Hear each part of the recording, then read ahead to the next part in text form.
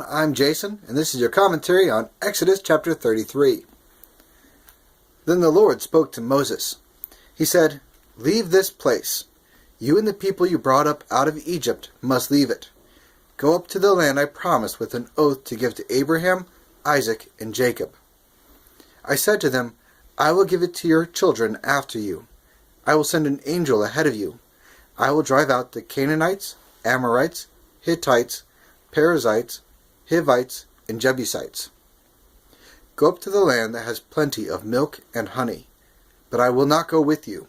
You are stubborn. I might destroy you on the way." When the people heard those painful words, they became sad and began to sob. No one put on any jewelry. The Lord had said to Moses, "Tell the people of Israel, you are stubborn. If I went with you, even for a moment, I might destroy you. Now take off your jewelry. Then I will decide what to do with you." So the people took off their jewelry at Mount Horeb. God's holiness can't be in the middle of all the sin that they were doing. They defied themselves with the golden calf.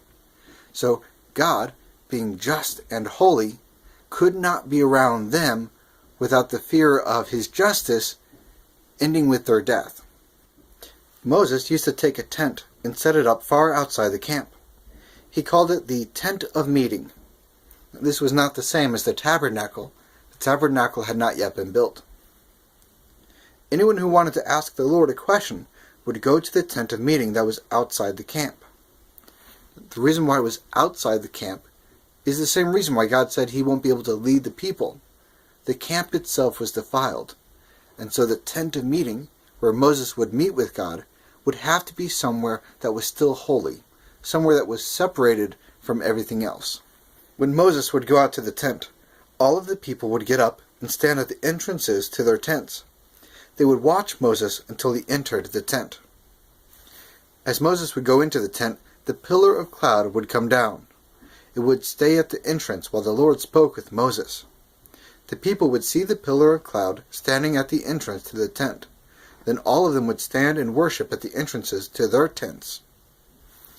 The Lord would speak to Moses face to face. It was like a man speaking to his friend.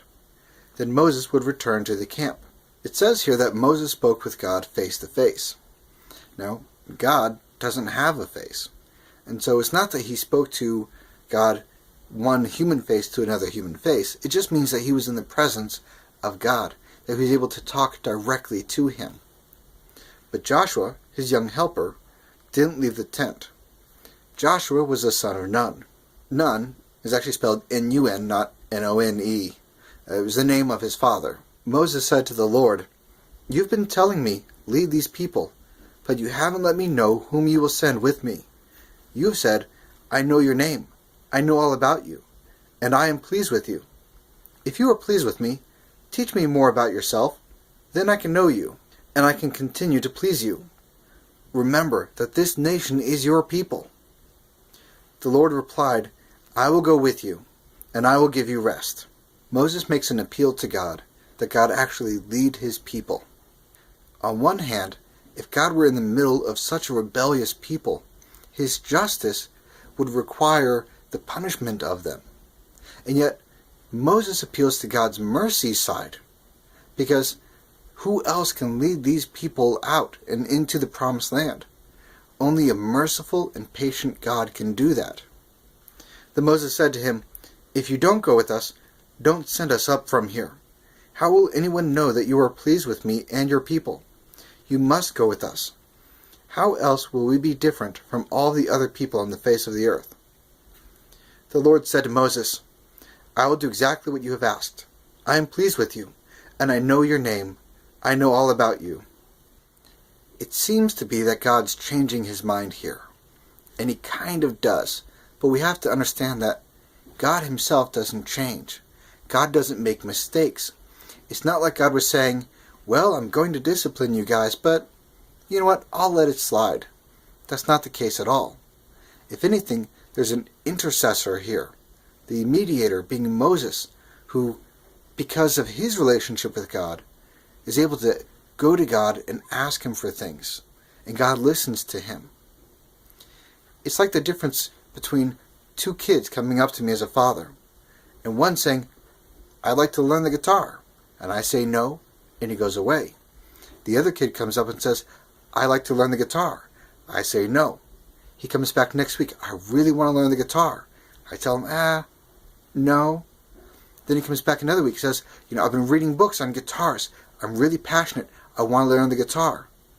Well, eventually, I'm going to say yes to that child.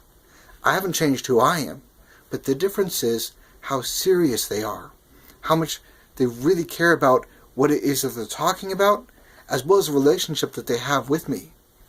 At first you might say, well, how come you said no to one and you said yes to the other? It's because of the persistence and the heart of the one who continuously asked. This is an ongoing theme throughout all of Scripture, even in the New Testament, where Jesus says, ask, seek, and knock. The words he really uses is keep asking, keep seeking, keep knocking. Don't just ask once of God. If you have something that's really put on your heart, a real passion that is in line with what the Scripture says, then keep in prayer, and God will answer your prayers. He will do it because of the relationship he has with you, because what you're asking is in his will, and because you continue to ask, because you are serious about it and you are passionate. We're not talking about God as being some sort of genie who just grants you all of your wishes. The things we need to be asking of God are the things that he cares about, his will, and his will for us specifically. This will require that you actually have a relationship with God. Not just anyone was able to ask God and get God to change his mind. Throughout Scripture, it's those who had formed the relationship with God, and what they were asking was for the benefit of others and not themselves. Then Moses said, "Now show me your glory." The Lord said, "I will make all my goodness pass in front of you, and I will announce my name, the Lord, in front of you. I will have mercy on whom I have mercy, and I will show love to those I love. But you can't see my face," he said. "No one can see me and stay alive."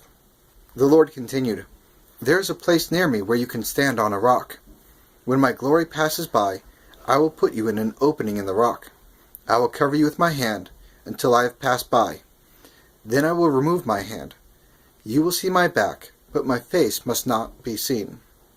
Well, that's it for commentary on Exodus chapter 33. Thank you so much for joining me, and I'll see you guys next time.